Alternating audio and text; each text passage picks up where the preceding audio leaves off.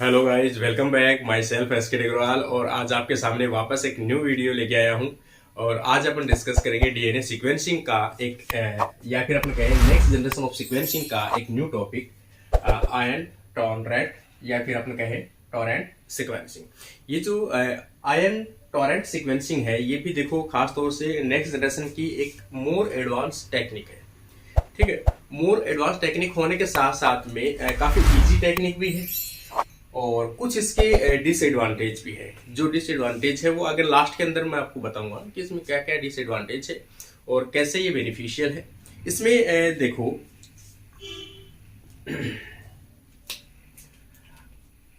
Ion torrent sequencing ये खास तौर से देखो डिपेंड करता है किस पे डिपेंड करता है। पहली बात तो यूज क्या है, तो यूज क्या है, डीएनए के सीक्वेंसिंग करने का एक मेथड है।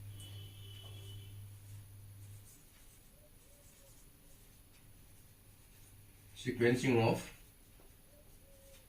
डीएनए आरएनए सीक्वेंसिंग करने के लिए काम आता है। दूसरी चीज सीक्वेंसिंग किसे कहते हैं, तो सीक्वेंसिंग मैंने आपको बताया था कि कोई भी डीएनए मॉलिक्यूल के ऊपर न्यूक्लियोटाइड्स का अरेंजमेंट का जो ऑर्डर है उसी को अपन क्या कहते हैं, सीक्वेंसिंग कहते हैं।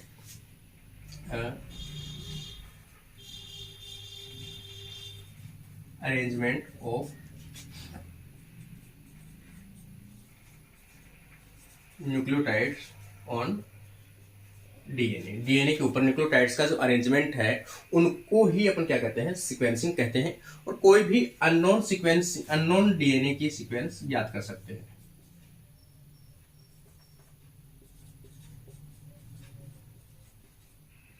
अननोन डीएनए मॉलिक्यूल की सीक्वेंसिंग याद कर सकते हो आप। ठीक है, इसमें भी जो सीक्वेंसिंग की जाती है वो खासतौर से लार्ज डीएनए मॉलिक्यूल की जाती है या लार्ज जीनोम की जाती है। तो यहां पर अपन जीनोम सीक्वेंसिंग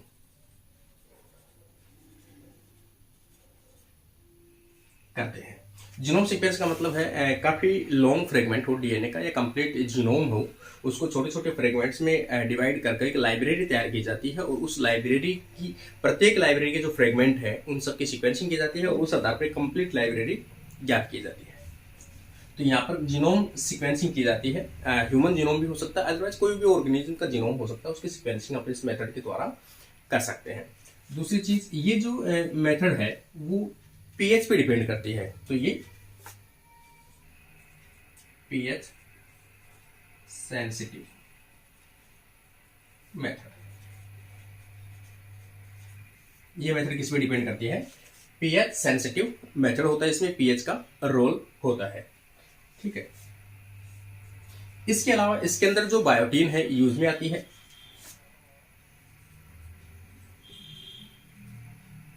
बायोटीन यूज में आता है, प्लस इसके अंदर स्ट्रेप्टोवाइडिन भी काम में आती है।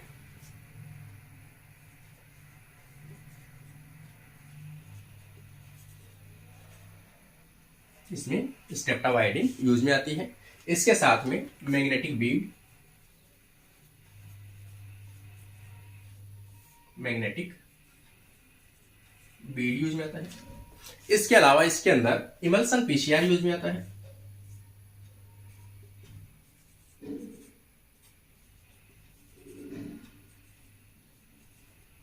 Emulsion PCR, emulsion polymerase chain reaction, जिसे अपन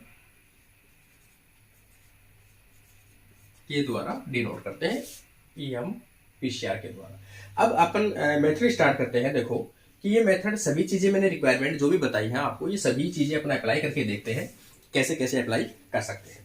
जैसे सबसे पहले आपको यूज में लेना है एक जेनेटिक मटेरियल यूज में लेना है। यहाँ पे सबसे पहले अपन देखें, जैसे ये लास्ट टेक्निक का थोड़ा सा डायग्राम बना हुआ था, मैंने इसी को यूज में लिया है और इसी को अपन क्या कर रहे हैं, करेक्शन करने की कोशिश कर रहे हैं। सबसे पहले आपके पास में कोई भी एक जीनोम है, जैसे ये आपके पास में एक सेल है, सेल से आपने सबसे पहले क्या आइसोलेट किया है, डीएनए आइसोलेट किया है, मतलब जीनोम आइसोलेट किया है। जीनोम डबल स्टैंडर्ड डीएनए है, ये डबल स्टैंडर्ड डीएनए, इस डबल स्टैंडर्ड डीएनए को छोटे छोटे फ्रेगमेंट्स में डिवाइड कर लीजिए। फ्रेगमेंट्स में डिवाइड कर लीजिए, इन फ्रेगमेंट्स को डीनेचुरेशन के द्वारा सिंगल स्टैंडर्ड डीएनए में कन्वर्ट कर लेना है। यहाँ तक क्लियर है आपने? क्योंकि जो डीएनए मैं ले रहा हूं यहाँ पर सिंगल स्टैंडर्ड डीएनए वो कैसा है, तो यहाँ पे अपन जो डीएनए अपने फ्रेगमेंट्स तैयार किए हैं, ये ब्लू कलर की मैं आपको डिनोट कर रहा हूं यहाँ पर। अब दूसरी चीज है कि इसमें मिक्स क्या करना है, तो आपको अडेप्टर मिक्स करना है। यहाँ पर क्या डालने हैं अपने, अडेप्टर डालने हैं। देखो अडेप्टर जो है, अडेप्टर किसे कहते हैं अपन, ओलिगोन्यूक्लियोटाइड की शॉर्ट सीक्वेंस।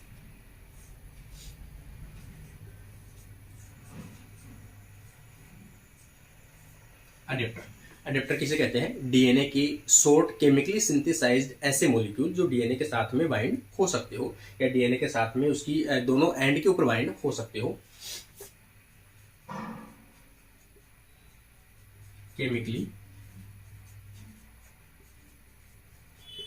सिंथेसाइज्ड शॉर्ट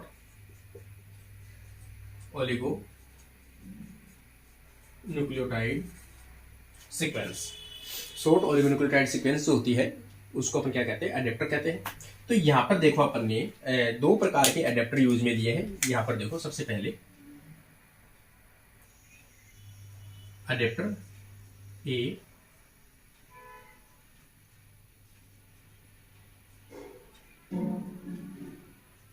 ये क्या है, अडेप्टर ए है। रेड वाले जो हैं अडेप्टर बी ले रखे हैं अपन ने, यहाँ पर अडेप्टर बी है। इस प्रकार से आपने दो अडेप्टर यूज में लिए हैं। दोनों जो अडेप्टर हैं ए और बी, ये दोनों जो है डीएनए जो फ्रेगमेंट के आपको उनको दोनों साइड में क्या करना है, लाइगेट करना है, मतलब जोड़ना है। तो यहाँ पर लाइगेशन की सहायता से जो ए वाला है यहाँ पे जोड़ दिया और बी वाला है वो यहाँ पे जोड़ दिया। इसमें देखो एक थोड़ा सा न्यू टर्म आएगा कि इसमें बायोटिन मॉलिक्यूल ऐड किया जाता है।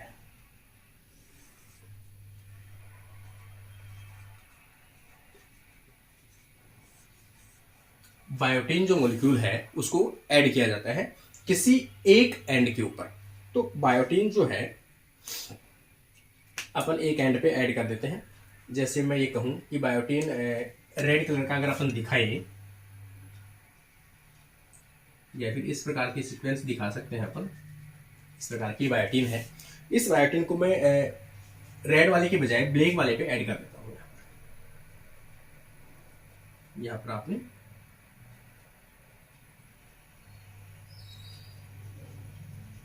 ये आपने ऐड कर दिया।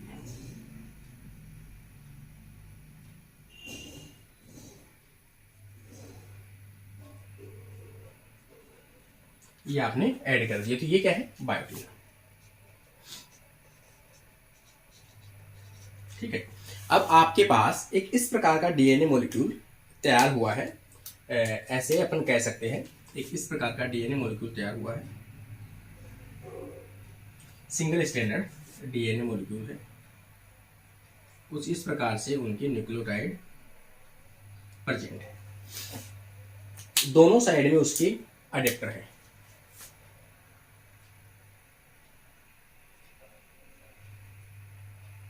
ये अडेप्टर है।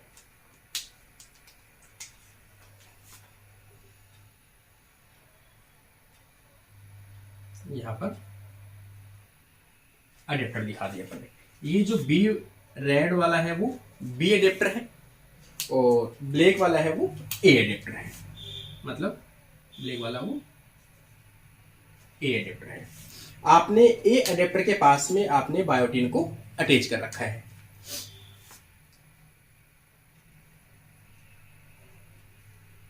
कुछ इस प्रकार से आपने बायोटिन अटैच कर रखा है, तो ये आ जाएगी बायोटिन।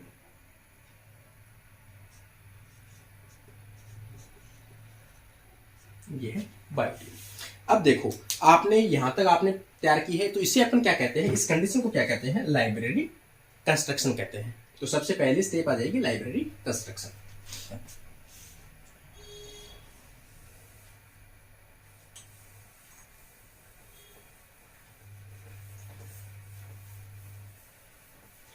ठीक है। अब आगे अपन देखें कि आपको इस प्रकार के मैग्नेटिक बीड्स यूज में लेने हैं। जितनी भी टेक्निक लास्ट में आपने पढ़ी होगी नेक्स्ट जनरेशन की, उनमें सब में मेथड यूज में आता है इस प्रकार से। ये क्या है, मैग्नेटिक बीड। ये क्या है, मैग्नेटिक बीड है। मैग्नेटिक बीड एक अपन कह सकते हैं सॉलिड सरफेस। ये क्या है, सॉलिड सरफेस है। इस सॉलिड सरफेस के ऊपर अपन क्या करते हैं, पहले से एक मॉलिक्यूल अटैच करते हैं। जैसे पहले से अपन एक मॉलिक्यूल अटैच करते हैं।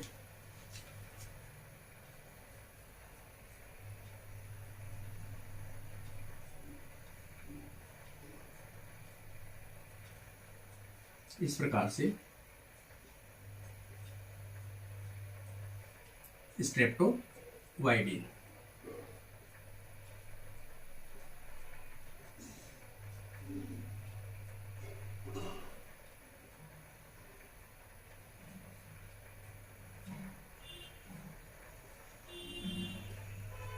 ये क्या है, स्ट्रेप्टोवाइडिन अपन ने ऐड कर दिया।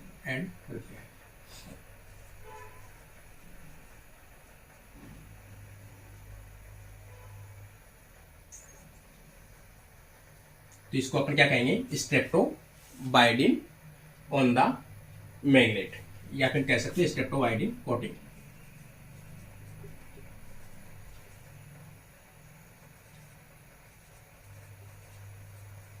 मैग्नेटिक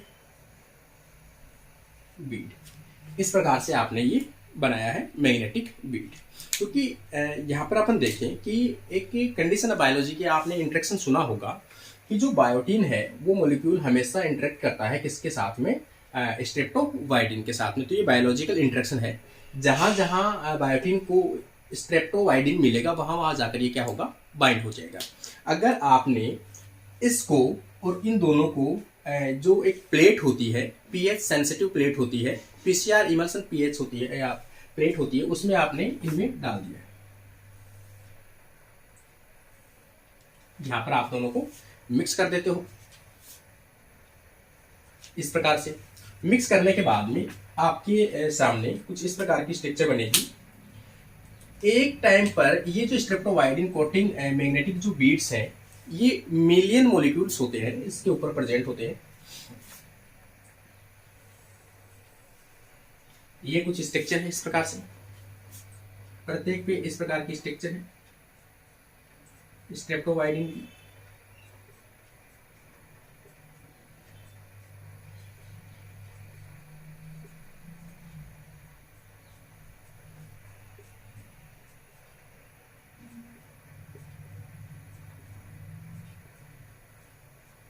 कुछ इस प्रकार की स्ट्रक्चर है ये आपकी। अब जैसे ही आपने यहां पर डीएनए का मॉलिक्यूल डाला है,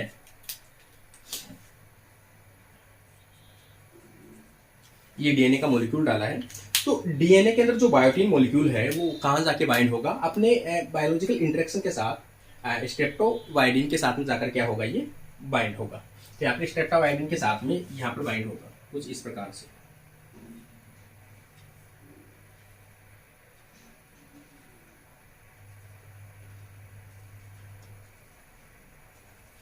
यहाँ पर बाइंड हो गए। जैसे ये बाइंड होगा तो यहां से कौन सा अडेप्टर होगा, पहले ए अडेप्टर होगा, उसके बाद में डीएनए आएगा और उसके बाद में बी अडेप्टर आएगा। इस प्रकार की स्ट्रक्चर आएगी कुछ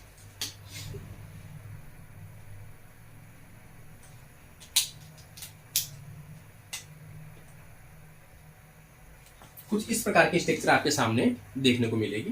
तो इसका मतलब अपन ये कह सकते हैं कि जितना भी ये बीड्स के ऊपर संख्या है, कितनी भी संख्या है किसकी, स्ट्रेप्टोवाइडिन की, उतने ही डीएनए जो मॉलिक्यूल है वो जाकर क्या हो जाएंगे, यहाँ पर बाइंड होंगे और उतने ही डीएनए बाइंड होंगे।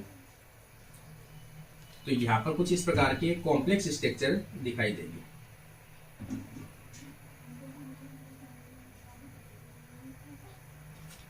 इस प्रकार की अब आप ये कहें कि इसको किस में डालना है, इसको आपको एक केमिकल में डालना है। इस स्ट्रक्चर को अपने को डालना है पीसीआर में। किस में डालना है? पीसीआर में। यहां पर जो पीसीआर आएगी वो कौन सी आएगी?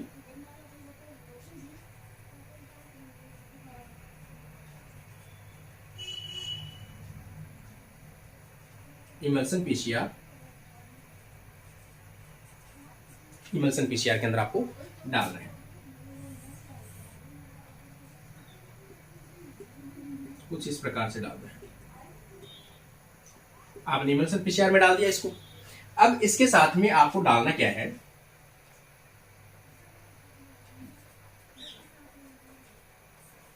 डीएनटीपी। डीएनटीपी में देखो, डीऑक्सी न्यूक्लियोसाइड ट्राइफॉस्फेट में चारों न्यूक्लियोटाइड आपको ऐड करने हैं। D ATP, D GTP, D CTP, D TTP, आपने सभी ऐड कर दिए। अब आपको क्या करना है? 1 by 1 ऐड करना है, क्योंकि जैसे यहां पर अपन बात करें तो यहां पर प्राइमर, और प्राइमर की सहायता से डीएनए सिंथेसिस होगा। यहाँ पर 3 प्राइम OH, यहाँ पर 1 by 1 न्यूक्लियोटाइड क्या होगा? ऐड होगा। पहले यहाँ पर ऐड होगा। अब ऐड कौन सा होगा? जो कॉम्प्लीमेंट्री सीक्वेंस होगा। यहाँ पर अगर A है तो यहाँ पर T बाइंड होगा। अगर आपने G डाल दिया तो वो G यहाँ पर ऐड नहीं होगा, क्योंकि कॉम्प्लीमेंट्री सीक्वेंस नहीं है G की। पहले एक T की है तो पहले T की बाइंड होगा। ये पहले T बाइंड होगा। एक कंडीशन आपको बता दूं कि ये जो कंडीशन है कि आप ये परफॉर्म जो कर रहे हो पीसीआर, इसके बाद में इसको डिटेक्ट करने के लिए अपन यूज में लेते हैं पीएच सेंसिटिव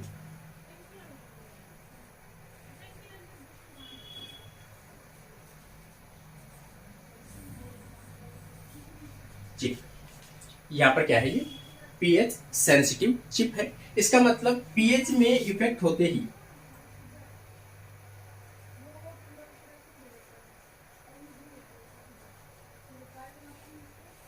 इसको अपन ये भी कह सकते हैं pH detector.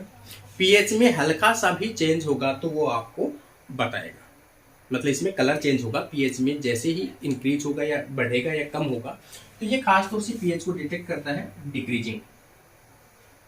PH decrease.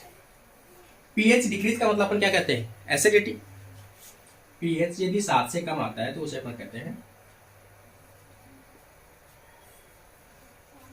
Acidity. इसका मतलब ये लोअर पीएच को डिटेक्ट करने के लिए ये जो है पीएच सेंसिटिव चिप यूज में लेते हैं। अब 1 by 1 न्यूक्लियोटाइड जो ऐड होता है, अगर जो बाइंड होगा तो पीएच क्या होगी? लो आएगी।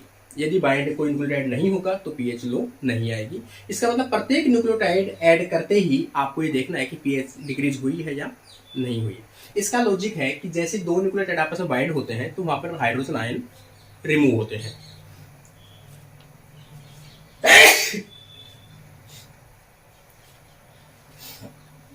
यहां पर अपन कह सकते हैं कोई भी न्यूक्लियोटाइड पहले से जो प्राइमर है, प्राइमर के 3 प्राइम OH ग्रुप, यहां पर क्या बाइंड होता है? कोई भी न्यूक्लियोटाइड आके बाइंड होता है। न्यूक्लियोटाइड जो बाइंड होता है तो यहां से क्या निकलता है? एक तो प्रोटॉन निकलता है और एक पायरोफॉस्फेट निकलता है। मतलब जो बीटा गामा पायरोफॉस्फेट है, दो वो तो फॉस्फेट निकलेगा और एक प्रोटॉन निकलेगा। इसका मतलब प्रत्येक न्यूक्लियोटाइड जो ऐड होगा सीक्वेंस में 3 प्राइम के ऊपर तो वहां पर प्रोटॉन रिलीज होगा। अगर न्यूक्लियोटाइड ऐड नहीं होगा तो वहां पर प्रोटॉन है वो नहीं निकलेगा। प्रोटॉन नहीं निकलेगा तो पीएच डिक्रीज नहीं होगा। यदि प्रोटॉन निकलेगा तो प्रोटॉन की कंसंट्रेशन बढ़ती जाएगी। प्रोटॉन की यदि कंसंट्रेशन बढ़ती है तो पीएच क्या होती जाती है? डिक्रीज होती जाती है। इसका मतलब प्रत्येक न्यूक्लियोटाइड के ऐड होने पर निकलने वाला प्रोटॉन की कंसंट्रेशन के आधार पर पीएच का डिक्रीज होना, उस पीएच को डिक्रीज को डिटेक्ट कर लेते हैं अपन। अगर पीएच डिक्रीज है इसका मतलब एक न्यूक्लियोटाइड ऐड हुआ है। कौन सा न्यूक्लियोटाइड आपने डाला था? टी डाला था। टी डाला है तो न्यूक्लियोटाइड पीएच क्या हुआ, डिक्रीज। इसका मतलब न्यूक्लियोटाइड का पहला सीक्वेंस का क्रम जो है वो क्या आएगा, टी आएगा। इसका मतलब जैसे मान लो कि मैं एक ग्राफ बनाता हूँ, यहाँ पर कोई भी पीएच का एक ग्राफ बना लेते हैं अपन।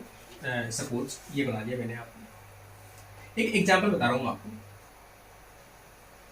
ये पीएच है, यहाँ पर पीएच का 7 है, यहाँ पर पीएच 7 चल रही है। आपने ए डाला,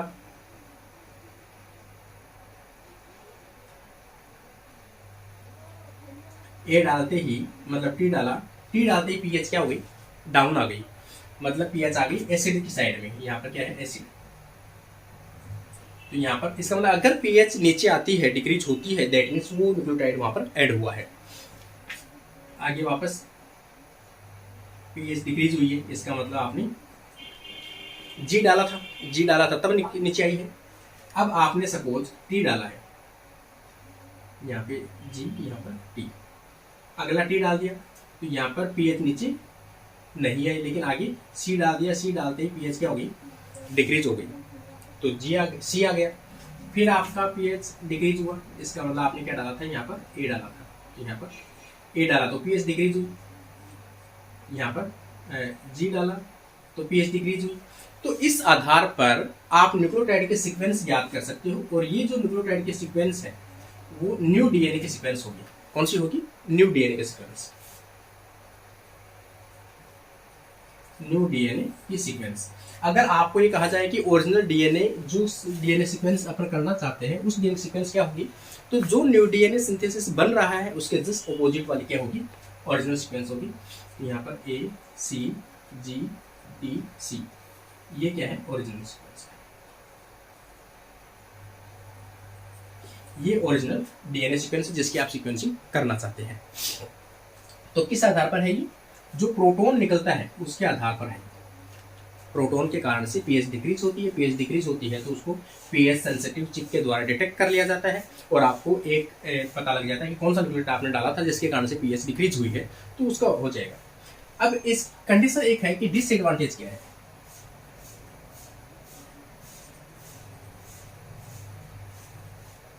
डिसएडवांटेज, सबसे बड़ा इसका डिसएडवांटेज ये है, अगर दो न्यूक्लियोटाइड एक साथ आ गए तो उसको डिटेक्ट कैसे करोगे आप।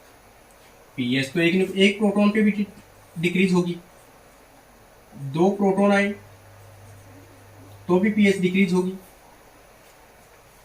तो चिप तो बताएगी कि पीएच डिक्रीज होगी, लेकिन वो चिप जो है वो ये नहीं बता पाएगी कि कितने न्यूक्लियोटाइड ऐड हुए हैं। एक न्यूक्लियोटाइड ऐड होने से एक प्रोटॉन, दूसरे पे दो प्रोटॉन, लेकिन चिप ये बता नहीं पाएगी कितने न्यूक्लियोटाइड ऐड हुए हैं, 2 हुए हैं या 3 हुए हैं। उनके अकॉर्डिंग एक न्यूक्लियोटाइड ऐड हुआ जिसके कारण से पीएच डिक्रीज हो गई। तो यहाँ पर if 2 nucleotides are present in a DNA sequencing, तो अपन कह सकते हैं कि इस मेथड के द्वारा उसे डिटेक्ट करना पॉसिबल नहीं है। ये इसका सबसे बड़ा ड्रॉबैक है, या फिर अपन कह सकते हैं डिसएडवांटेज है। तो ये उम्मीद करता हूँ आपको सिंपल सी टेक्निक थी, पसंद आई होगी कि कैसे कैसे आपको परफॉर्म करना है। यहाँ पर सभी डीएनए सीक्वेंस, इसलिए तो मैंने आपको एक एग्जाम्पल बताया है। तो यहाँ पर आप इसको ऐसे डीएनए को सिंथेसिस कर सकते हो, और ये जो न्यूक्लियोटाइड आएंगे इसको आप पीएच के द्वारा, इस चिप के द्वारा देख सकते हो। तो ये एक सिंपल सा मेथड था जिसे अपन कहते हैं आयन टॉरेंट सीक्वेंसिंग, जो आपको पसंद आया होगा। उम्मीद करता हूँ मैंने काफ़ी कोशिश की है कि आपको इजी वे में समझ में आ सके, और आपको समझ में आता है तो अपने फ्रेंड्स तक जरूर शेयर कीजिए ताकि किसी को बेनिफिट हो सके। आज के लिए अपना वीडियो ही कंप्लीट होता है। Thank you friends.